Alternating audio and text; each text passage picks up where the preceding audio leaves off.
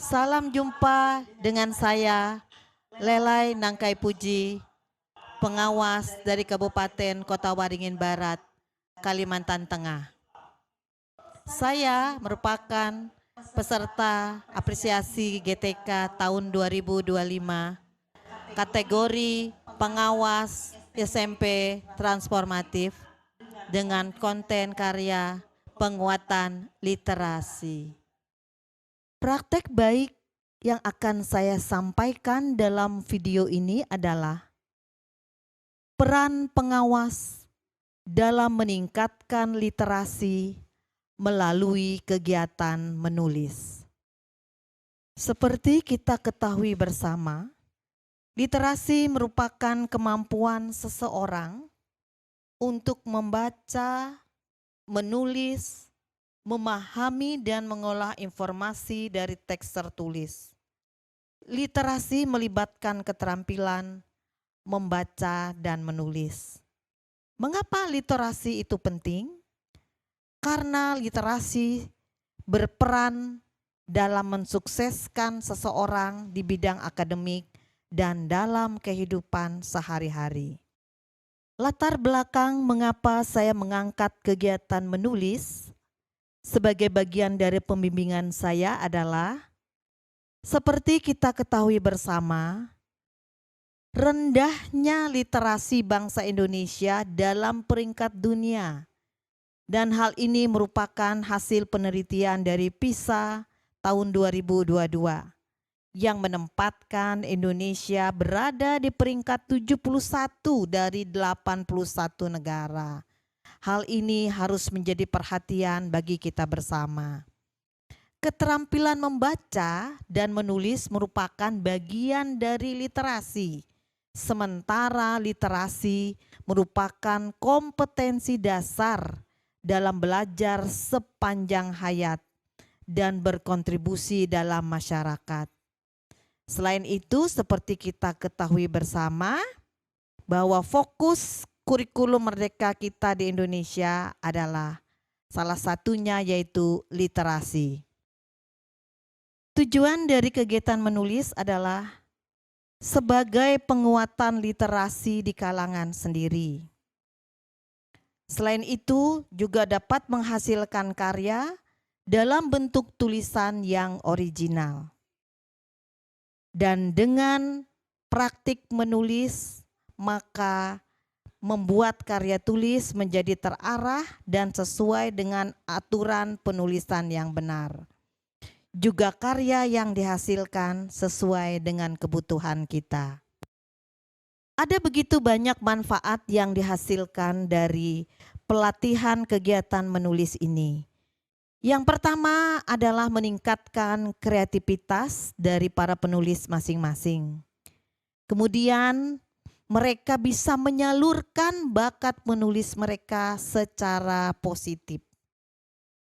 Selain itu juga bisa menimbulkan rasa percaya diri dan kebanggaan akan potensi diri penulis.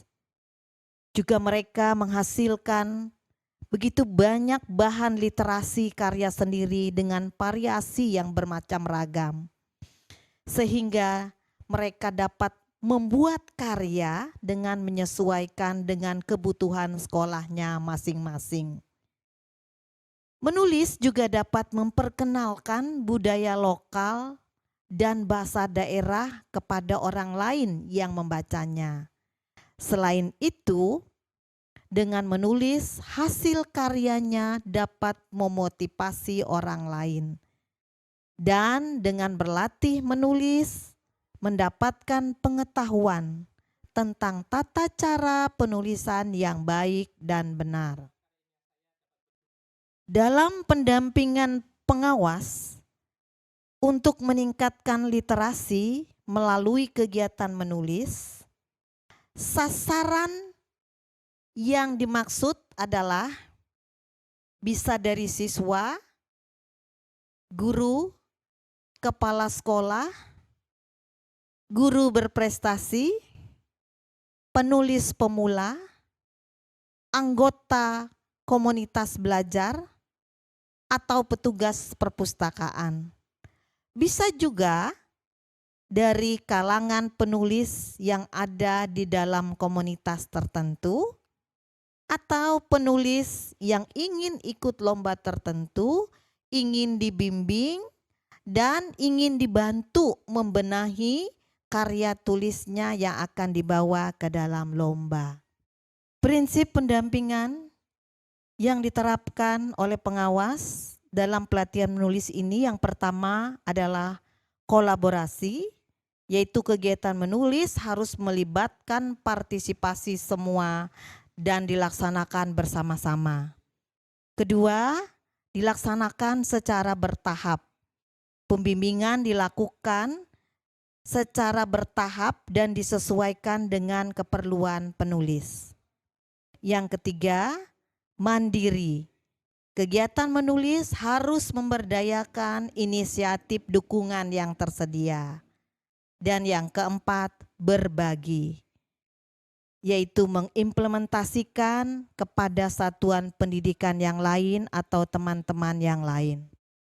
Strategi pendampingan yang digunakan oleh pengawas dalam pelatihan menulis ini adalah yang pertama, dari kita, oleh kita, dan untuk kita.